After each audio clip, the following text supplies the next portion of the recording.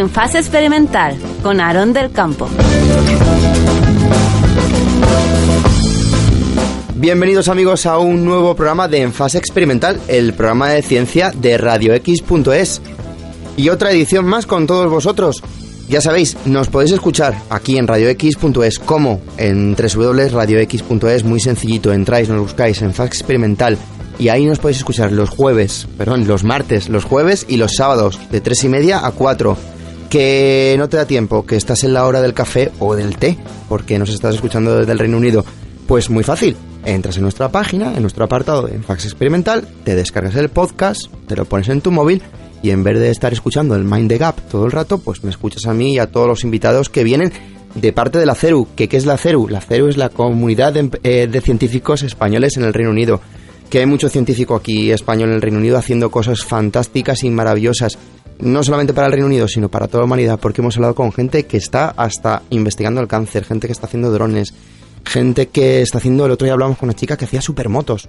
Y hoy vamos a hablar de muchas cosas. No me voy a enrollar mucho. ¿Por qué? Porque hoy vamos a hablar primero de cocina y inteligencia artificial, luego de rodaballos mutantes.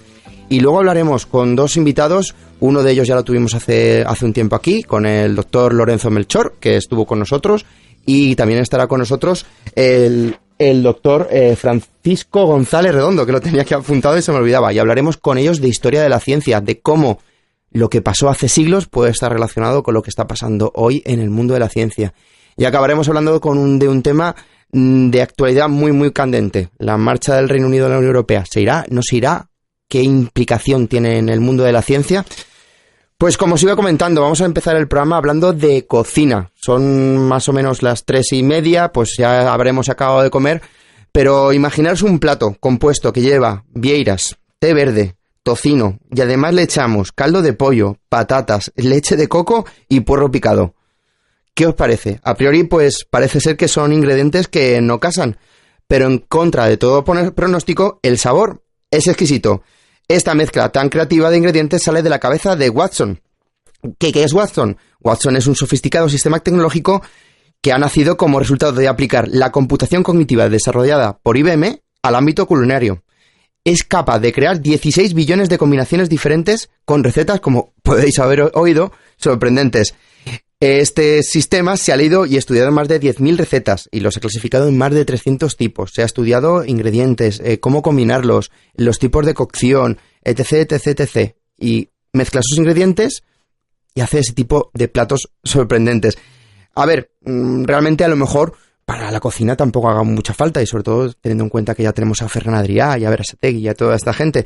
Pero este sistema de inteligencia cognitiva, lo sorprendente de todo es que analiza todos esos datos, puede procesar millones de datos, hasta 800 millones de páginas en apenas unos segundos y responder a cuestiones complejas, formular una hipótesis y escoger la respuesta con mayor nivel de confianza. Y eso en tiempo real. Esta tecnología se ha aplicado en otras áreas, evidentemente está aplicándose en la medicina, puede predecir si una persona que es diabética va a sufrir un ataque hipoglucémico 3 horas antes, o incluso actualmente se está trabajando con él en Pekín para ver cuándo van a ser los picos de polución y poder cortar el tráfico o no. La verdad es que es asombroso lo que está avanzando el tema de la tecnología y la inteligencia artificial. Asombra tanto que incluso a veces da un poquito de miedo, y en este caso, hasta hambre. Y os comentaba yo a que hablábamos de rodaballos mutantes. ¿Por qué hablamos de...? Pues lo hablaba así por hablarlo de una manera, porque realmente la noticia es que el rodaballo ha sido el primer genoma que se ha descifrado 100% español. Lo ha hecho el Consejo Superior de Investigaciones Científicas junto a la Universidad de Santiago de Compostela y el Centro Nacional de Análisis Genómico de Barcelona. Quien no lo sepa, el rodaballo pues es un pez plano que tiene un ojo en un lado, tiene los dos ojos en un lado y la boca así un poco torcida. La verdad es que parece un poco como si estuviera un poquito borracho.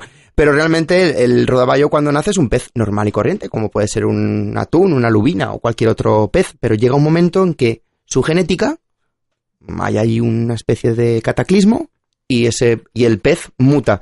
Pues ya sabemos, vamos a poder saber por qué, a través de estos científicos. El estudio ha sido publicado en la revista de DNA Research y podría emplearse en el futuro para el diseño de programas de selección genética que mejoren la producción del pescado o para desarrollo de las posibles vacunas según hablan sus autores. La verdad es que sí, bastante curioso, pero bueno, vamos a ponernos ya en materia y vamos a recibir a nuestros invitados, como hacemos en cada programa. Esta vez tenemos dos, uno que lo tenemos vía Skype y otro que lo tenemos aquí en el estudio de radiox.es, que se ha desplazado a compartir una tarde con nosotros y con todos vosotros que estáis al otro lado de la radio. Y os hablaba que íbamos a hablar de historia de la ciencia. Y para hablar de historia de la ciencia, primero voy a presentar a la persona. Vamos a presentar primero al invitado que tenemos de fuera, ya que viene a la casa, ¿no? Que es lo educado en este caso. Y él es el doctor Francisco González Redondo, que además de ser licenciado en Ciencias Matemáticas por la Universidad de Cantabria, es doctor en Filosofía y Ciencias de la Educación y además, por si no le queda poco, doctor en Historia en Matemáticas. Fue uno de los miembros fundadores del CERU, ha publicado más de 20 libros y más de 150 artículos y capítulos de libro y actualmente es profesor titular de Historia de la Ciencia en la Universidad Complutense de Madrid. Buenas tardes, doctor Francisco. Pues muy buenas tardes desde Madrid. Buenas tardes, una hora más allí, una hora menos aquí. Y tenemos otro invitado aquí también en el estudio que ya estuvo con nosotros hace unos programas y la verdad es que recuerdo con bastante cariño aquella charla porque fue muy, muy, muy entretenida. Y él es el doctor Lorenzo Melchor, que aparte de ser doctor en Biología Molecular y Celular, es el coordinador científico internacional que la Fundación Española para la Ciencia y Tecnología tiene destinado en la Embajada Española en Londres. Buenas tardes, Lorenzo. Buenas tardes, Aarón. Pues estamos aquí los tres. Vamos a hablar de historia de la ciencia. Y estaba hablando aquí con Lorenzo, Francisco, sobre cómo eres, ¿no? Y me han dicho que eres un auténtico erudito en esto de historia de la ciencia y que hablas mucho, ¿no? De este tema. Bueno, vamos a ver, sin entrar en cosas personales, que no es lo que quieren escuchar nuestros oyentes, el tema de la historia de la ciencia, para que se sitúen rápidamente la importancia que tiene la historia de cualquier cosa, es que no podemos entender el presente y no podemos adelantar el futuro, que es lo que más nos interesa, sin saber qué ha sucedido en el pasado. Porque si no, estamos condenados a repetir los errores y a no recuperar pues, los aciertos que hayamos tenido, ¿no? Entonces, esa es la perspectiva del uso de la historia de la ciencia. No por erudición, la palabra, bueno, pues muchas gracias, sino por la utilidad que tiene el reconocer y conocer lo que ha sucedido en el pasado para el futuro. Lorenzo, Francisco hace poco estuvo aquí en Londres dando una conferencia. Cuéntanos cómo fue aquello. Sí, en efecto, fue la primera de las actividades que organizábamos desde la Fundación Española para la Ciencia y la Tecnología y la Oficina para Asuntos Culturales y Científicos de la Embajada de España en Londres en este año 2016. Fue una jornada titulada Science Policies in 20th Century, Spain, Italy and Argentina. Y contó con la colaboración obvia del Instituto Cervantes, del Departamento de Ciencias el Departamento de Science and Technology Studies de la UCL, la CERU, por supuesto, y la Unión de Estudiantes de Español y Estudios Latinoamericanos de UCL también. Y bueno, la jornada era para celebrar el lanzamiento, la publicación de un libro histórico titulado Science Policies and 28th Century Dictatorships. El libro se centra sobre si la ciencia florece mejor en tiempos democráticos o en tiempos dictatoriales. Y lo organizamos en Londres el 4 de febrero, pero también lo llevamos a Oxford y a Cambridge el 5 y el 6 de febrero, contando con la presencia de Paco González Redondo, como lo tenemos hoy aquí, pero también con Amparo Gómez y Tony Canales de la Universidad de La Laguna y con el profesor Brian Balmer de UCL. Bueno, Francisco, hablaba yo al principio del programa del siglo de oro. Todos conocemos el siglo de oro de las letras españolas, Lope de Vega, Cervantes, Calderón de la Barca, Torres de Quevedo, etc., etc. Pero ¿cuál es el siglo de oro de la ciencia española? Bueno, yo creo que lo importante es poner en relación el pasado y el presente. El siglo de oro de la ciencia de Estados Unidos es la segunda mitad, sobre todo, del siglo XX, gran potencia mundial, militar, industrial y demás. De Alemania, pues la primera parte, el primer tercio del siglo XX y el final del siglo XIX. Y de España, pues coincide también, lógicamente, como no puede ser de otra manera, el siglo XVI, nuestro glorioso siglo XVI, donde tenemos los mejores ingenieros del mundo, los mejores científicos del mundo al servicio de esa magna obra que es la conquista de América y el ser dueños de Europa. ¿Y qué ejemplos? Ahí tendríamos nuestro siglo de oro científico también. ¿Qué ejemplos tenemos en ese siglo de oro? Porque, claro, estamos hablando del siglo XVI, hace 500 años que no tenían la tecnología que tenemos ahora. ¿Qué descubrimientos hubo en ese siglo de oro español? Bueno, sobre todo, y por ponerlo de nuevo en relación con el presente y de los temas de los que vamos a tratar, lo importante es cómo circulaba el conocimiento. Es decir, España es receptora porque España tiene en la transición del siglo XV al XVI científicos en las universidades de todo el mundo, las importantes, por ejemplo en París, que vienen a España con toda esa influencia. España es dueño del sur de Italia, es dueño de Bélgica, es dueño de Holanda en el siglo XVI y sobre todo tenemos la gran institución científica del siglo XVI mundial, que no es ninguna universidad, es la Casa de Contratación de Indias, donde tenemos a los mejores cosmógrafos, cartógrafos, hidrógrafos, matemáticos y astrónomos, y que además recibimos a los mejores de Europa que quieren trabajar para nosotros, porque tenemos que conquistar el mundo, porque la monarquía hispánica, primero de Carlos V y luego de Felipe II, necesita a los mejores. Importamos a los mejores. Igual que perdimos el imperio, también conforme avanzó la historia, perdimos esa hegemonía científica. ¿O cómo fue aquello? Pues si lo ponemos en relación con los problemas que tenemos en ocasiones de países que se quieren salir de la Unión Europea, pues los podríamos entender. Felipe II, en 1550, establece un cierre de fronteras para que nuestros científicos no se puedan ir. Los necesitamos a todos. Pero a continuación pone un segundo cierre cuando termina el Concilio de Trento. No es que no puedan salir, es que no pueden recibir la influencia del exterior. Está prohibido porque va a llegar la Reforma Protestante y van a llegar herejías. Y se cierra a la influencia científica. Ese es el fin de España. El siglo XVII, el siglo XVIII será de cierre a la influencia científica del resto de los países. Sin circulación de conocimiento es imposible avanzar. España estaba condenada a la decadencia. El siglo XVIII fue el siglo de la Ilustración, entonces ese siglo para nosotros fue un desierto. Bueno, el tema que estamos en el año Cervantes, Cervantes nace prácticamente cuando Nicolás Copérnico ha publicado su libro sobre las revoluciones de los orbes celestes, y la vida de Cervantes coincide con el desarrollo de esa revolución copernicana que tiene implicaciones filosóficas, astronómicas y demás. Y el problema que se plantea en el mundo católico, y España decide tras la Contrarreforma que tiene que ser el paladín de lo católico, es que está prohibido enseñar cualquier cosa que esté en contra de lo que aparentemente dice la literalidad de la Biblia. Es decir, que mientras se está desarrollando lo que llamaremos la revolución científica en el resto del mundo, en España está prohibida. En Inglaterra, Isaac Newton en el siglo XVII nos regalará al mundo sus principios matemáticos, que van a ser el modelo de conocimiento científico de eso que tú has mencionado, del proceso de la Ilustración, que va a ser el modelo para la enciclopedia. Pero el problema de España es que en España no solo no se va a poder explicar lo newtoniano, la revolución científica de finales del XVII, es que no se puede ni explicar lo copernicano de mitad del siglo XVI. Es decir, como he dejado escrito en varios sitios, España es todavía en el siglo XVIII pre-copernicana, cuando toda Europa es post-newtoniana. La decadencia continuaba. Se llamará Ilustración, tendremos a Feijóo, tendremos a personas que hablan pero estamos de momento hasta ese siglo XVIII fuera de la revolución científica y, por supuesto, fuera de la Ilustración. ¿Y qué pasó más adelante, en la industrialización? ¿También perdimos el tren de aquellos barros, estos lodos? Bueno, es que la industrialización a España no llega cuando llega al resto del mundo. Desde luego no surge aquí, surge ahí donde estáis vosotros, en Inglaterra, se traslada con cierto retraso al continente y se industrializan una serie de países, pero España no se industrializa. Las fallidas,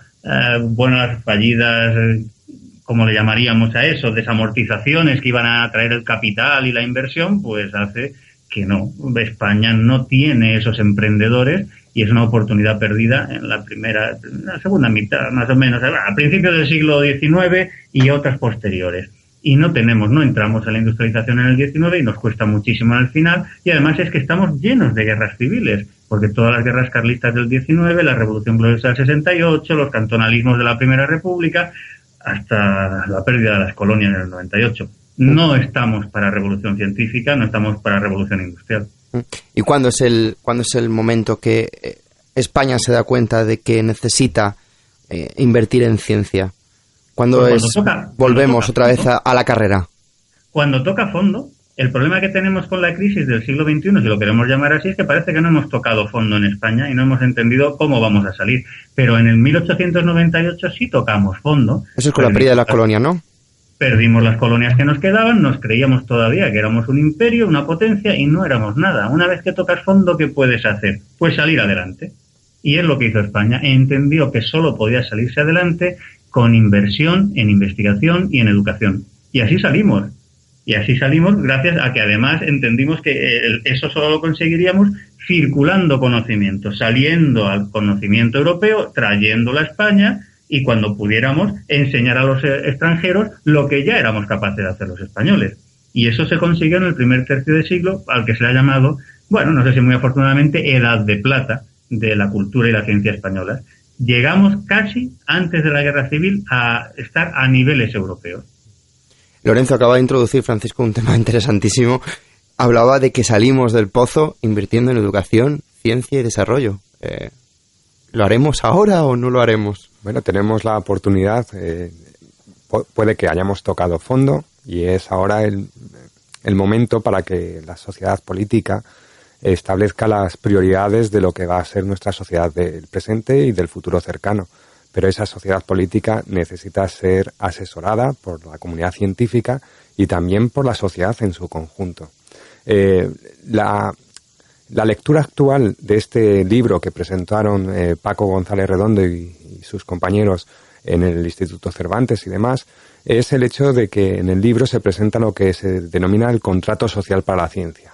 Paco ha estado contando cómo se consolida una edad de plata de la cultura y la ciencia española, cimentada en dos pilares. Por una parte, los políticos. Los políticos se comprometían a a dotar de una financiación estable tanto la educación como la ciencia, independientemente del partido que estuviese en el gobierno o del régimen político que estuviese gobernando en España. Y además, los políticos también se comprometían a no intervenir en la ciencia, en dónde se iba a invertir esa ciencia. Y por otra parte, el otro pilar son los científicos. Estos actores se comprometían a ser productivos e íntegros a la hora de realizar una ciencia digna y con sus reglas, y además pues dignos también en la contratación de personal. Y asimismo, pues que desarrollen una ciencia buena, de calidad a nivel internacional. Ese fue el contrato social para la ciencia en la primera mitad del siglo XX, que muchos países lo llevaron a cabo. España fue pionero, pero también aquí en el Reino Unido se sacó el principio de Haldane, establecido en 1918, que aún hoy todavía se discute. ¿Incluso la dictadura española se mantuvo ese contrato social? Eso lo podrá responder mejor Paco. Contéstame esa pregunta. Durante la dictadura de España, esos 40 años de franquismo, ¿hubo un contrato con la ciencia? ¿Se desarrolló ciencia en España?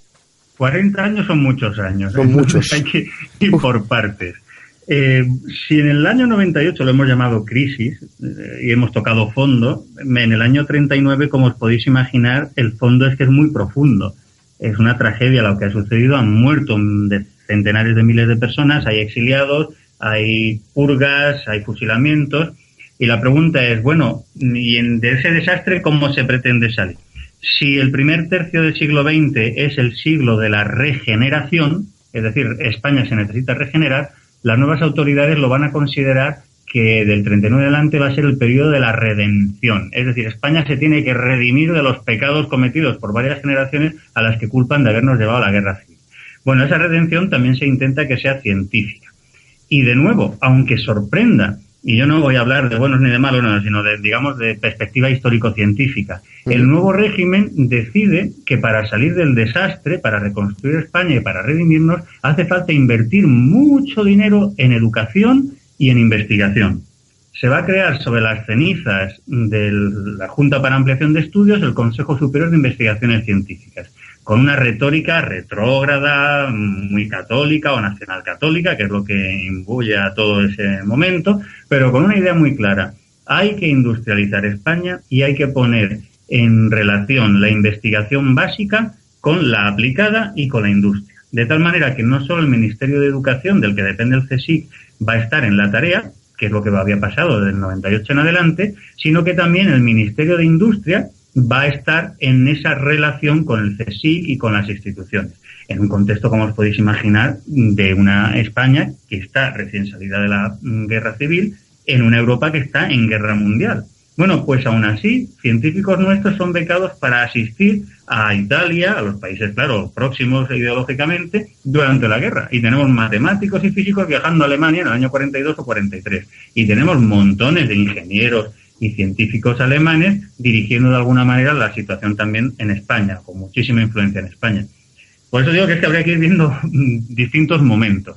En el año 45 acaba la guerra y está claro que la referencia ya no es Alemania, la referencia es Estados Unidos.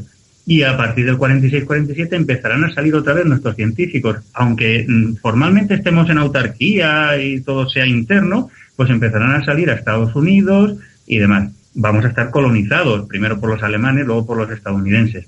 Pero de alguna manera seguimos con la circulación de conocimiento en unas circunstancias ideológicas de represión y demás brutal, como os podéis imaginar, con una selección de quién se mueve y quién no se mueve, y con una, digamos, con un sometimiento a su ANCES, el Instituto Nacional de Industria, y a los deseos y a los enfoques de esa España autárquica. Por lo tanto, se puede decir que el contrato social para la ciencia durante esa época había una financiación estable, pero el problema es que estaba relativamente intervenida y que la comunidad científica también se movía no por las prioridades científicas, sino prioridades ideológicas. ¿Estás de acuerdo conmigo, Paco? Completamente, sí. Y además con algunos enfoques industriales, bueno, que también los países comunistas podían adolecer de ese mismo problema, que a veces eran demenciales, que no tenían sentido, con industria pesada y una serie de enfoques que no eran los más avanzados para la época, ¿no? Hablando de avanzados, ¿qué avances hubo en esa época? ¿Qué podemos recordar? ¿Qué investigaciones, qué inventos hubo en esa época? ¿En España? Sí. No, en los libros de historia no registran ninguno que se conozca. Te he pillado, Paco, te he pillado. No. Es que España durante muchas épocas lo que hace es aprender. No está muy capacitada para enseñar. Ni siquiera en las épocas gloriosas de ese primer tercio del siglo XX tenemos científicos que de verdad enseñen mucho. Se aproximan, nuestros Blas Cabrera, bueno, por supuesto, pues Pío del Río Ortega. Pero los que de verdad han enseñado son pioneros anteriores de la transición del 19 al 20, que son Santiago Ramón y Cajal en el ámbito de la neurociencia, que es figura mundial y reconocidísima, y Leonardo Torres Quevedo en el ámbito de la ingeniería, de la informática, de la aeronáutica. Esos son anteriores, digamos, son los padres, los pioneros de ese encuentro con Europa. Pero después de la guerra, realmente es que los libros de historia de la ciencia no registran españoles de primera fila. Quizá a partir de la transición, pero eso ya es mucho de presente, bueno, pues podamos hablar de unos Barbacides y demás, pero a otro nivel, claro. Durante esa época tenemos un científico ahí en Inglaterra, primero en Manchester y luego en Londres, que podía haber sido premio Nobel, que es Arturo Duperier, trabajando en el Imperial College y en el Birkbeck College, pero que como no quiso renunciar a la nacionalidad española, pues no obtuvo el premio Nobel. En América tuvimos otro español, tuvimos a Severo Ochoa, pero es que había renunciado a ser español y entonces sí, consiguió el premio Nobel de Fisiología o Medicina, pero no como español, aunque nosotros lo reivindiquemos, porque luego sí le recuperaría la nacionalidad. Es decir, que gran parte de la ciencia de cierto nivel se hizo en el exilio por españoles educados en esa primera parte del siglo XX, que es nuestra edad de plata. Pero de los que se quedaron en España, muy pocos realmente podríamos decir que alcanzaron ese nivel internacional. ¿Y cómo ves la situación actual? Parece ser que salimos de ese pozo. Todo el mundo habla de una generación preparadísima. Yo cada semana que vengo aquí a radiox.es a grabar en fase experimental y conozco científicos, me quedo asombrado de todo el potencial y todo el conocimiento que hay fuera. ¿Está el gobierno español preparando españoles para dárselo a nuestros competidores? ¿O cómo lo ves tú eso? Tú es Lorenzo, ¿no? Los dos, cualquiera de los dos. Bueno, vamos a ver, yo no creo que los gobiernos sean tan importantes como tú estás diciendo. Los gobiernos ocupan transitoriamente unas posiciones. Hemos tenido un gobierno durante 4 años que ha tomado las medidas que sean y ahora tendremos pues otro parecido o distinto. Sí, tenemos.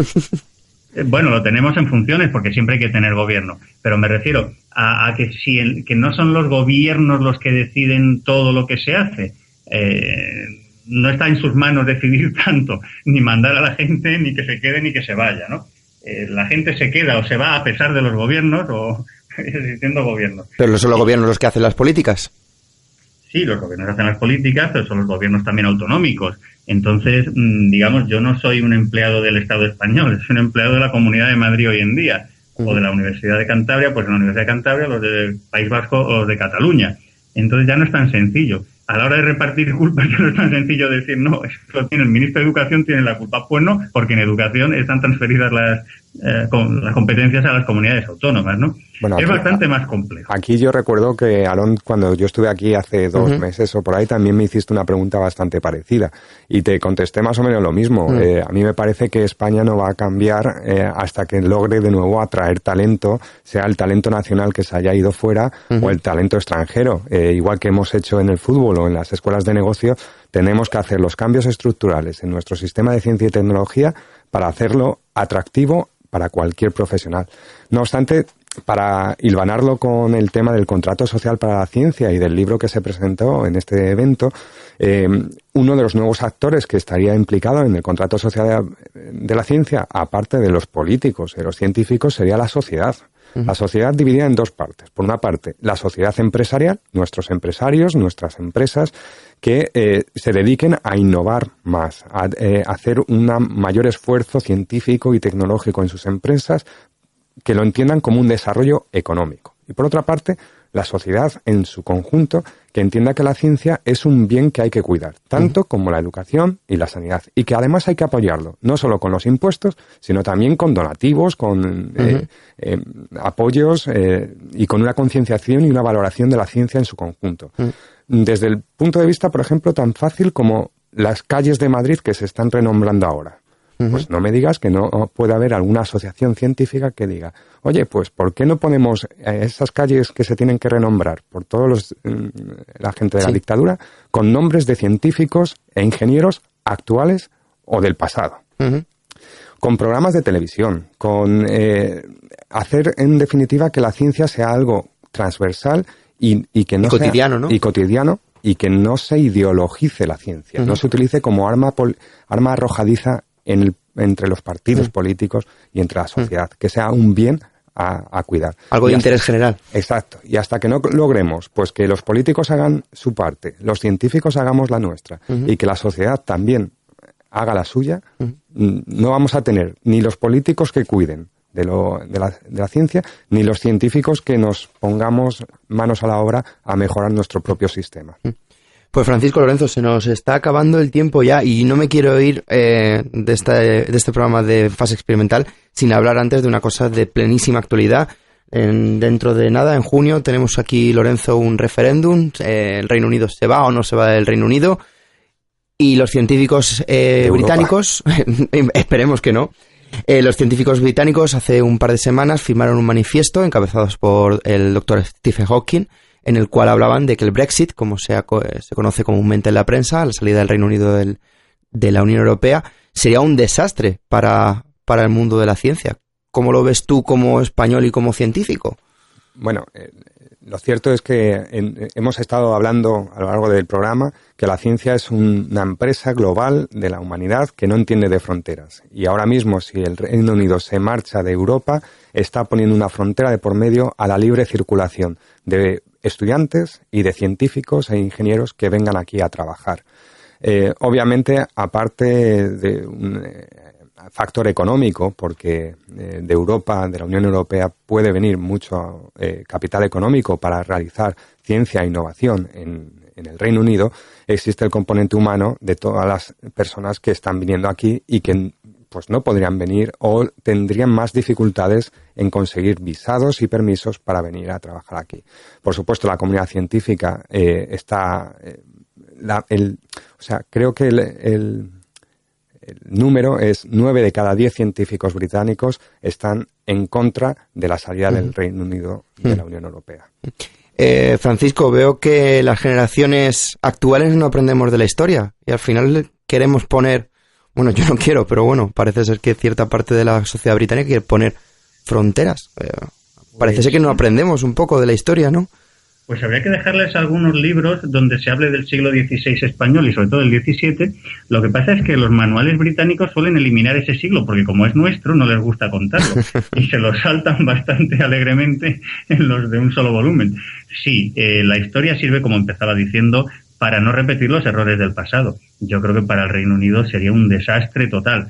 Pero es que los políticos, que es lo que se estaba diciendo antes, viven de la inmediatez. Un político, si pierde las próximas elecciones, desaparece y pasa a la irrelevancia. Entonces no se hacen políticas a largo plazo, no tienen sentido de Estado, tienen sentido de la inmediatez, de la coyuntura, no de la estructura.